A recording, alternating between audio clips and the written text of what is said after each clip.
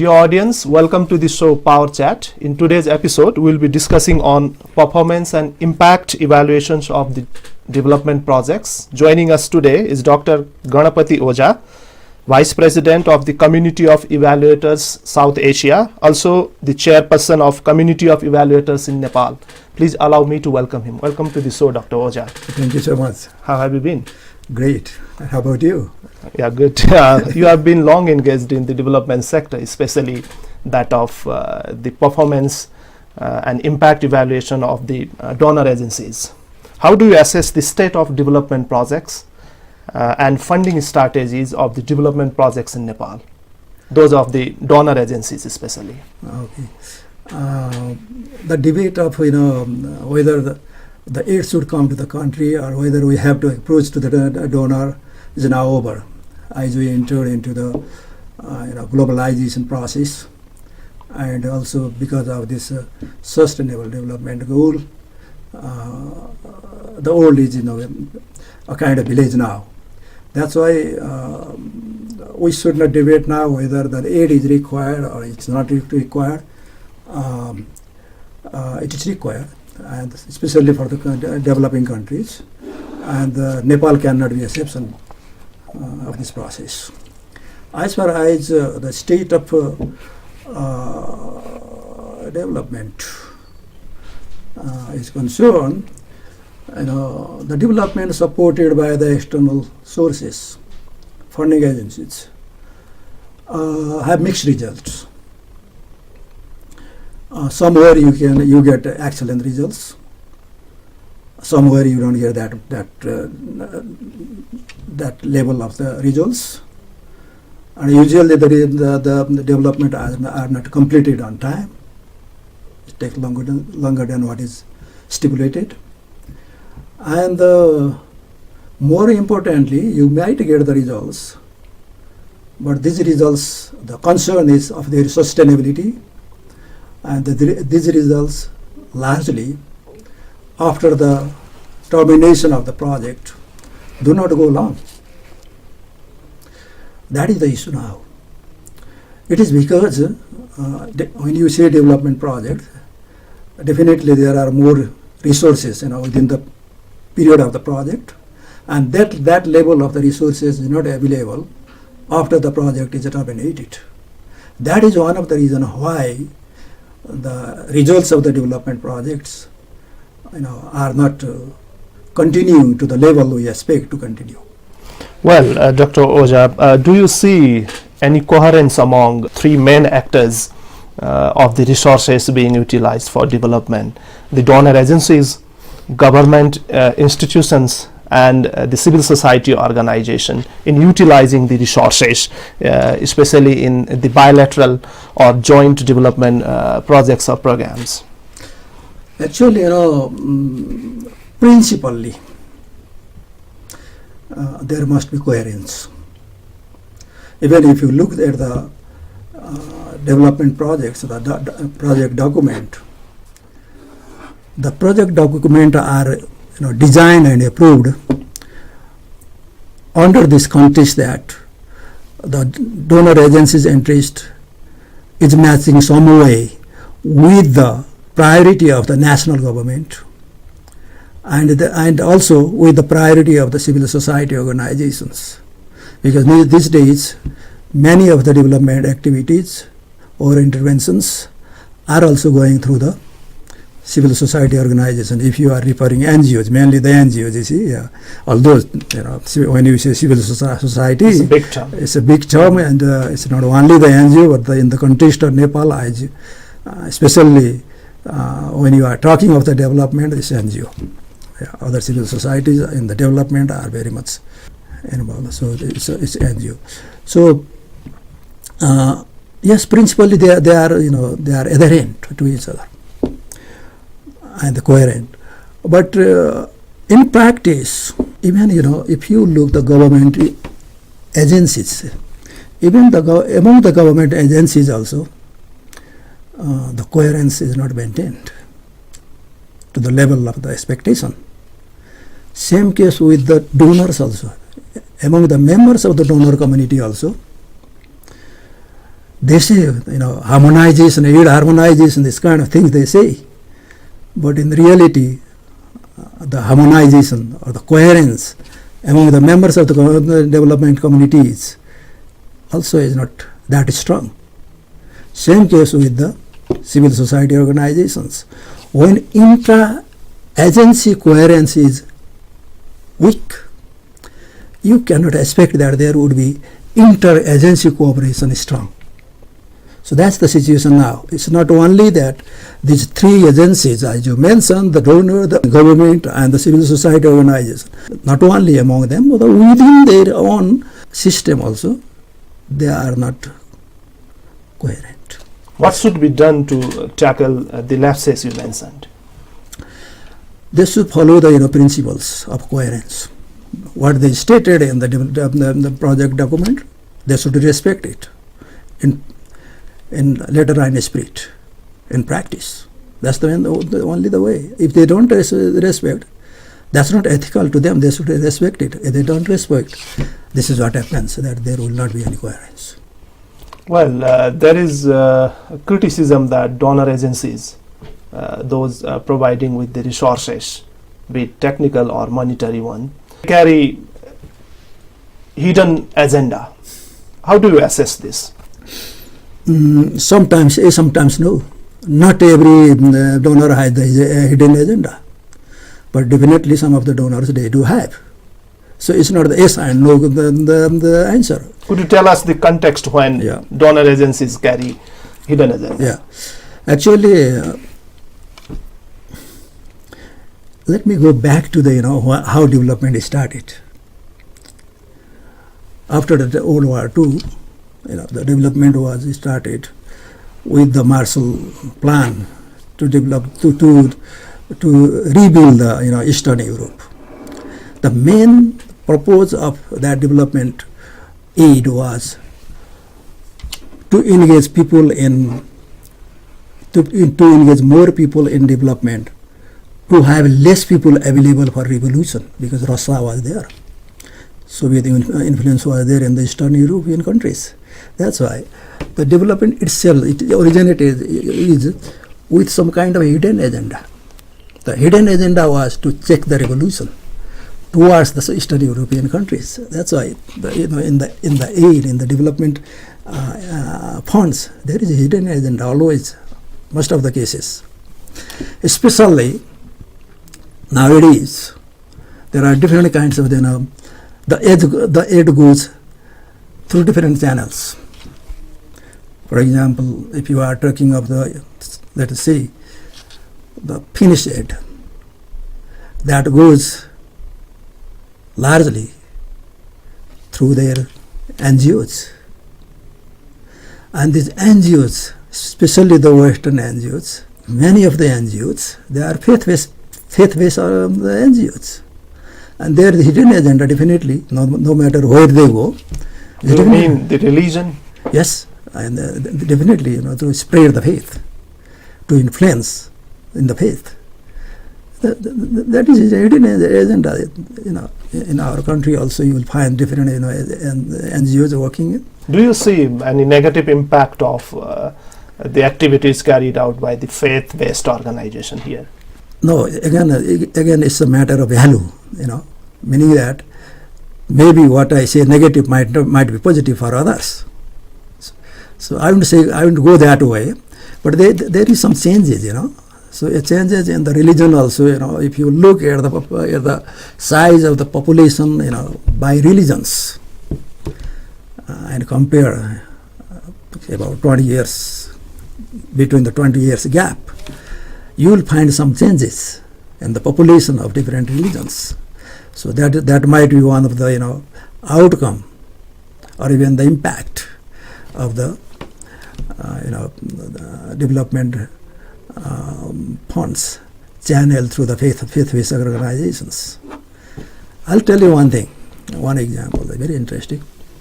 I was working in Lhasa, Tibet, the autonomous region of People's Republic of China, as a project manager, and I had to rent a house for the office. And when I looked the houses, I found one house better than others, and I started, communicating that, yes, I'm going to rent this house. The funding agencies told, oh no, don't rent that house. Why? Then they told, oh, that house, the house owner of that house is not supporter of the Triple H. His Holy Highness. You see? So you should not buy that, rent that house, they told me. Then I stopped, okay, because I had to obey them. See, that kind of things are there even in country like China, which is a very strong country, Even there also there is some kind of, manipulation and hidden agendas go there, So not to talk of the country like ours, where the government is very weak. The hidden agendas get, flourishing when the government is weak. Well, this is really interesting, Dr. Ojha. As you said, you have been long engaged in evaluations and designing of the projects in and outside the country. Could you tell us about the gaps in between donors' interest and beneficiaries' needs in development sectors? Oh yeah. Actually, in evaluation, we have, there are different criteria, Generally, we go for 5 criteria. One is relevance, one is effectiveness, efficiency, impact, and sustainability. Under the relevance, we look this thing. Is the project does the project cater the need of the beneficiaries or not? How does it match with the national priority? Which agenda of the development, which agenda of the funding agency is addressing this project? That kind of the assessment we have to make under this relevance. Meaning that the interest of the funding agency and the need of the beneficiaries should have to be matched, should be consistent. But in reality, when you say beneficiaries needs, who beneficiaries? Who is assessing the need of the beneficiaries? Matters a lot. See? Sometimes, because between donor and beneficiaries, it's a big gap. So many intermediaries are, in between. And the intermediaries are generally, let us talk of our country, are NGOs, let us say, okay. The particular NGO provides the proposal in a way that these are the real beneficiaries and these are the real need of the beneficiaries. Based on the people's or the beneficiaries' needs, we have developed this proposal. They say, in fact, the need is identified by the intermediaries rather than the beneficiaries themselves. That's why sometimes what you say, the need of the beneficiaries, they may not be the crucial need. They might have some other crucial needs, but because of the easiness to implementation of the intermediaries, then they say these are the needs. One example. I was evaluating it was impact evaluation of a ultra poor program supported by one of the INGOs. Then the beneficiaries told that, sir, we wanted goats, but we got pigs, the improved pigs. Since the improved pigs need large quantity of concentrated feed, for we poor people, it was difficult to buy the feed. So we had to sell the pigs when it was just a small size. So we could not get the benefit out of this. This is the scenario you see. So they wanted, people's need was for the good, because they had, the environment was, to raise the goods. But the development agency, they provided pig. So this kind of things are there, you see. So again, another thing I'll tell you. When as I put a question before, who beneficiary? Generally, the development agencies, they go to the periphery of the district. And there are so many NGOs working in one area, you see, because everyone wants to work within the periphery of the districts. They don't want to go beyond that. That's why in the remote areas, there is vacancy.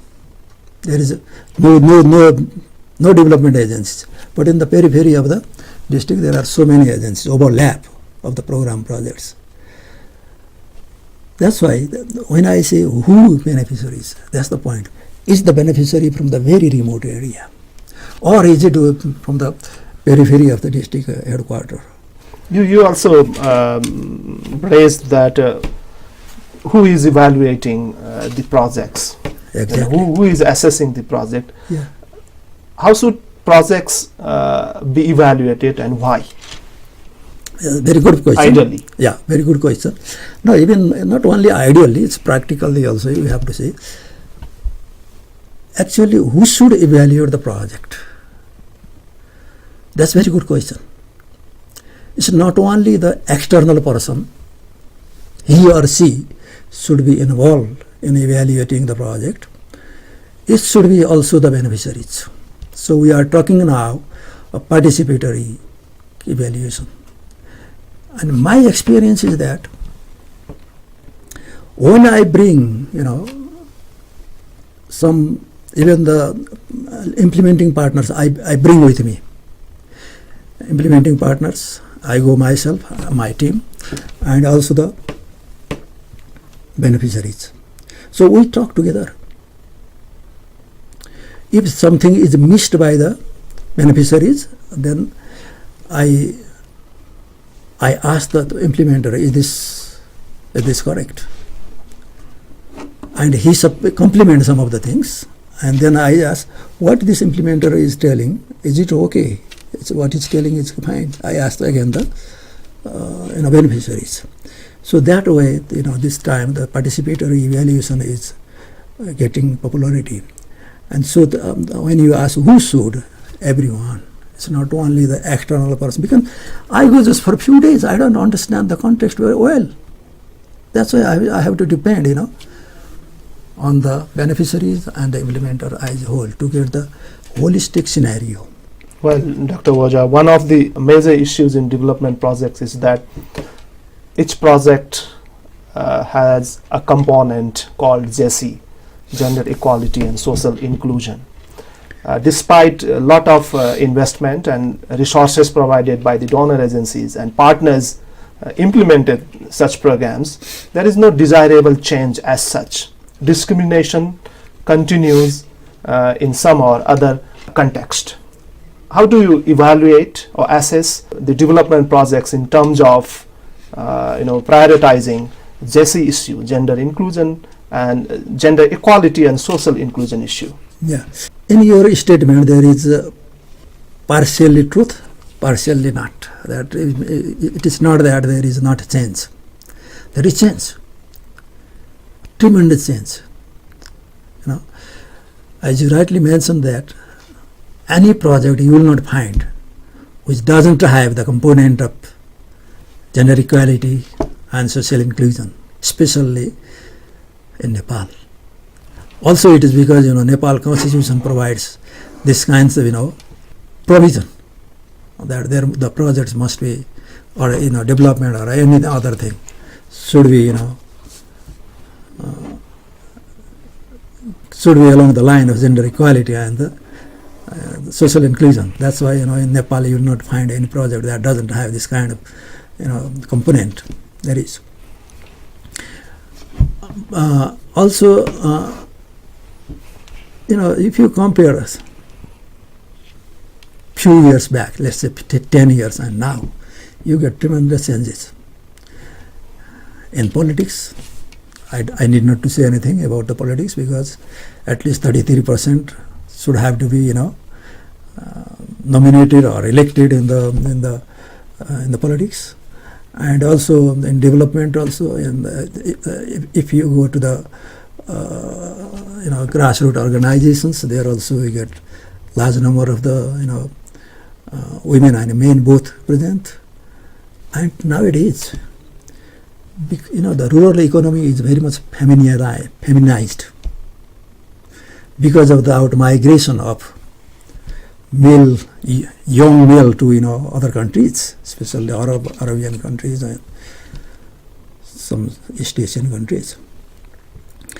The rural economy is in the hand of the women or the old people, elderly people. So they are the commander of their house, and there is tremendous, the capacity built up.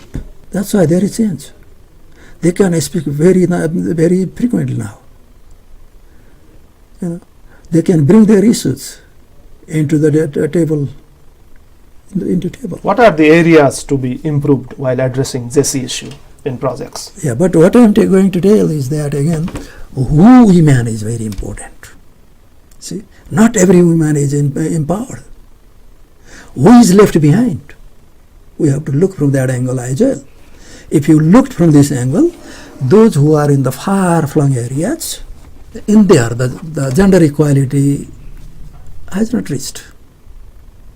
It's again, when we say all these things, the changes, they are again within the periphery of the district headquarters or in the urban areas.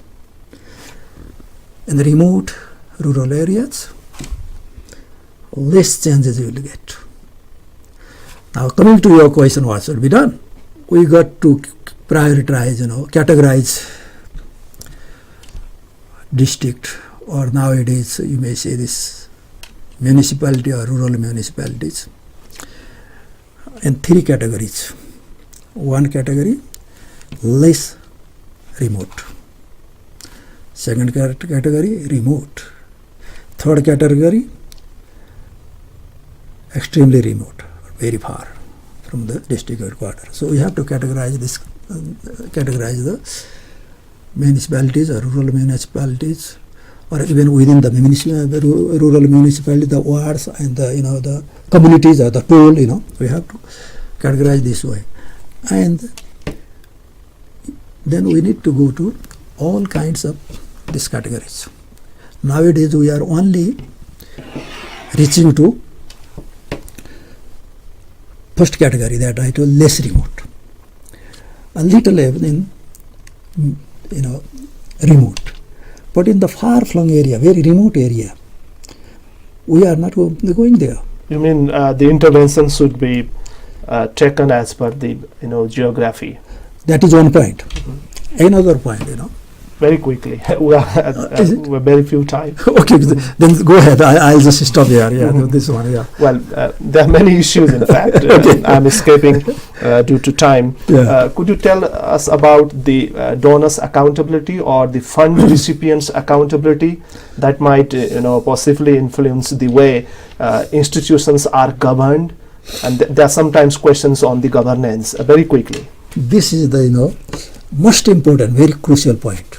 The governance, the accountability, you see. Yeah, very quickly, but still I'll say something. The governance is very weak. It is, well reflected everywhere. If you look at the Transparency International report, the global barometer, corruption barometer, Nepal is in 131 countries out of 176. And who is most corrupted? You know who is? Political parties. Second most corrupted, bureaucracy, civil servants. Third most corrupted, police. And That's very difficult to tackle it. Challenges are there. You may what to do now. We cannot continue this level of the corruption. So perhaps at this point, when everywhere you will find the corruption is there, in the development projects, or even in non-development areas, you will find the corruption. The environment is the environment, promoting the corruption is there. So what to do is you need to have very strong, impartial draft body, anti-corruption body. I mentioned the word impartial.